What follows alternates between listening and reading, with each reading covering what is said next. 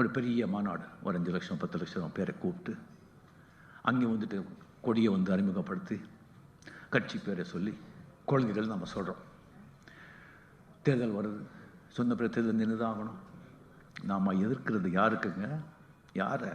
2 பெரிய ஜாம்பவான்கள் அசுர பலத்தோடு இருக்காங்க. அசுர பலத்தோட. ஒரு பக்கம் பார்த்தீங்கன்னா 10 ஆண்டுகள ஆட்சியில் கிடையாது, மிகப்பெரிய ஆளுமை மிக்க தலைவர். இப்போ இல்லை. அவருடைய வாரிசை நிரூபிக்கணும்.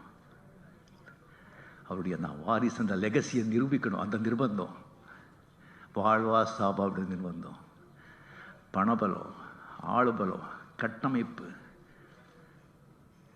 எந்த யுக்தியோட பண்ணுவாங்க.